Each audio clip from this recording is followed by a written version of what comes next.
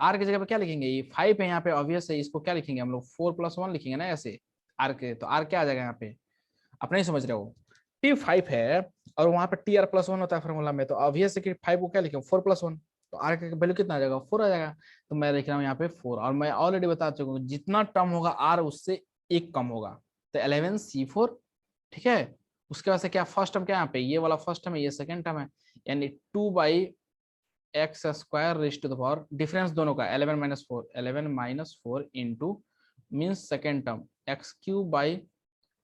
Rays to the power R, R कितना है यहाँ पे 4 है। अगर आप ध्यान से देखिएगा तो ये हो जाएगा 11C4, ठीक है 11C4, यहाँ से आ जाएगा आपको 2/x² raise to the power कितना आ जाएगा, ये 11-7 आ जाएगा, into minus x³ raise to the power, तो this is our required answer, ठीक है। तो ये हो जाएगा हमारा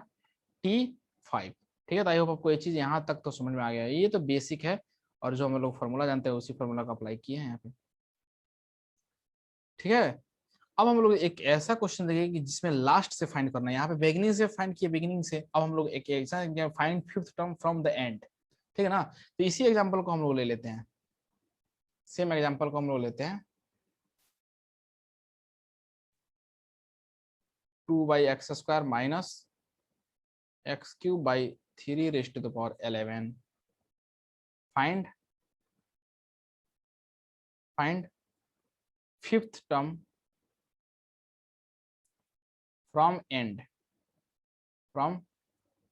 हमें ये फाइंड करना है, ठीक है। देखिएगा इस क्वेश्चन का क्या करेंगे, कैसे सोल्व करेंगे, समझने की कोशिश कीजिएगा। फ्रॉम द एंड बोला है, यानी हम लोग क्या इसको लिख सकते हैं कि TR+1, हम लोग जानते हैं कि फॉर्मूला क्या होता है हमारा TR+1, तो मैं यहाँ पे लिखूंगा फ्रॉम द एंड, यानी टोटल जो है 11th है, समझने की कोशिश कीजिएगा। जैसे कि मैं लिख रहा हूँ यहाँ पे 1 2 3 4 5 6 7 8 9 10 और 11, ये टोटल 11 टर्म्स, 1 2 3 4 5 6 7 8 9 10। हम ये बोला find fifth term from the and, यानी फ्रॉम द एंड, तो देखिएगा one term from the one, second term from the and, third term from the and, fourth term from the and, and fifth term from the, यानी 7 हो जाएगा, होगा कि नहीं होगा, हो जाएगा, यही तो है, यही तो है from the and means fifth term from the and, तो 7th हो गया। यानी मैं यहाँ पे लिखूंगा ऐसे टी, ठीक है, टी मीन्स, अब टी हमें क्या फाइंड करना है, फिफ्थ टर्म फाइंड करना है, तो यहाँ पे हम लोग एक्चुअली मैं ऐसे लिखूंगा, हाँ हमें फाइंड करना है T5 ना, तो मैं ऐसे लिखूंगा T5 इक्वल्स, यहाँ पे लिखेंगे एन, एन क्या है 11 है, सी यहाँ पे क्या हो जाएगा 7 हो जाएगा, क्यों, क्योंकि fifth term from the and लिखना है, तो यहाँ पे हम लोग ऐसे नहीं लिखेंगे, हम लोग लिखेंगे 11 माइनस, सॉरी देखिएगा इसको मैं ऐसे लिख रहा हूँ TR+1, ठीक है T5, तो हम लोग जानते हैं कि वैल्यू आर का वैल्यू कितना हो जाएगा, आर का वैल्यू 4 हो जाएगा, ठीक है। तो मैं ऐसे यहाँ पे ऐसे लिखूंगा 11, यही तो फॉर्मूला होता है n-r मीन्स यहाँ पे हो जाएगा 11 - r का वैल्यू क्या है, अगर 5 टर्म है, टर्म 5 है, इसका मतलब r का वैल्यू 4 हो जाएगा, क्योंकि r जो होता है हमेशा 1 लेस देन टर्म होता है, एक कम होता है टर्म से, ठीक है ना, तो r का वैल्यू 4 हो जाएगा, तो मैं यहाँ पे लिख रहा हूँ x raise to the power क्या हो जाएगा, x raise to the power, sorry not x,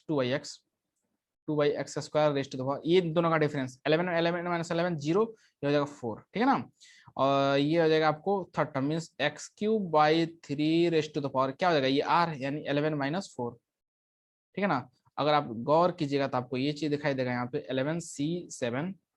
2/x² raise to the power 4, here you will get here x³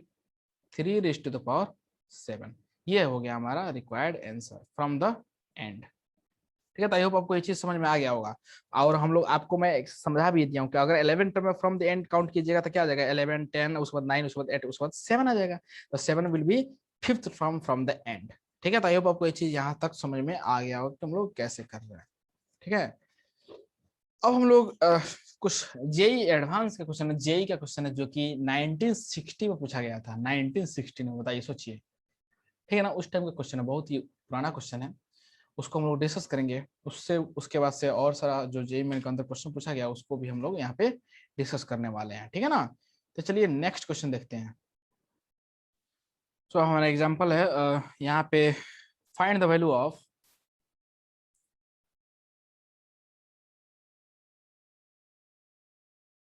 find the value of find the value of 18 cube plus 7 cube plus 3 into 18 into 7 into 25. Okay, whole divided by 3 raised to the power 6 plus 6 into 243 into 2 plus 15 into 81 into 4. Okay, plus 20 into 27 into 8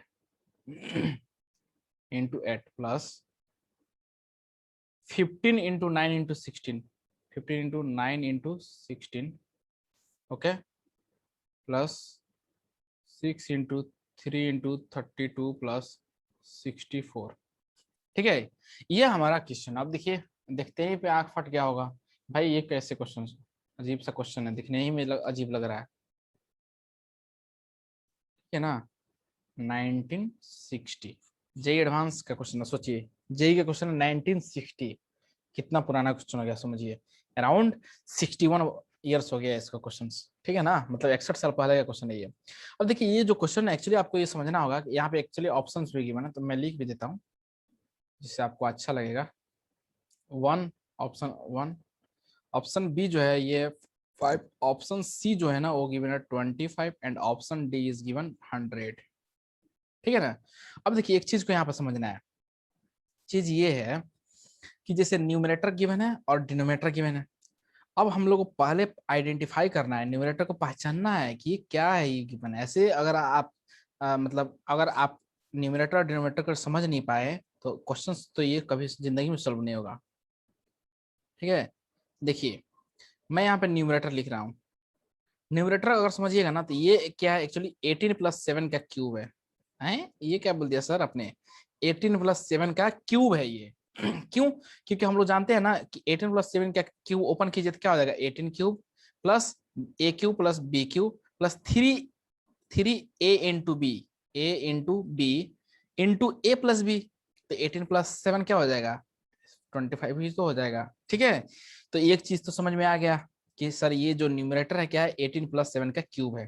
whole cube है, ठीक है ना। A cube plus B cube plus 3ab into A plus B, ये काम समझ में आ गया होगा आई होप, ठीक है ना। नेक्स्ट अगर आप ध्यान से देखिएगा ना, नेक्स्ट देखिएगा तो यहाँ पे देखिए ये क्या है 3 रेस्ट टू पावर 6 है, यहाँ पे 64 है, ये 64 क्या मैं इसको ऐसे लिख दूं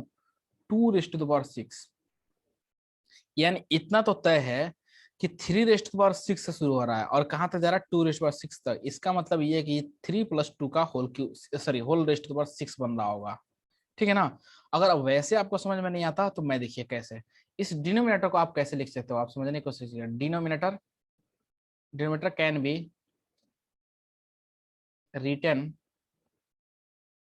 कैन बी रिटन एज, कैसे इसको लिख सकते हैं आप समझने की कोशिश कीजिए। 3 रेस्ट पावर 6 तो ठीक है, 3 raised to the power 6 plus, ठीक है ना। अब ये देखिए इसको जो है ना ये 6 इंटू 24 टू 43 इंटू ये 2 जो लिखा है इसको हम लोग क्या लिखेंगे 6c1, ठीक है, into 3 raised to 5 into 2 raised पर 1 प्लस इसके आगे लिखेंगे 6c24 इंटू 3 रेस्ट पर 4 इंटू 2 रेस्ट पर 2, ठीक है ना। इसको लिखेंगे 6c1 इंटू 3 रेस्ट पर 3 इंटू 2 रेस्ट पर 1, ठीक है। और आप जब आगे बढ़िएगा तो ये आ जाएगा सॉरी 6c1 होगा 6c2 यहाँ पर 3 आ जाएगा ना, क्योंकि जो है हाँ यहाँ पे लिखेंगे 6c3 इंटू 3 रेस्ट पर कितना जाएगा 3 इंटू 2 रेस्ट पर 3, यहाँ पे आ जाएगा 6c4 इंटू 3 रेस्ट पर 4 सॉरी 2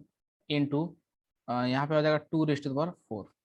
ठीक है ना। अब और जब आगे बढ़िएगा तो आपको आ जाएगा 6c5 into 3 raised to the power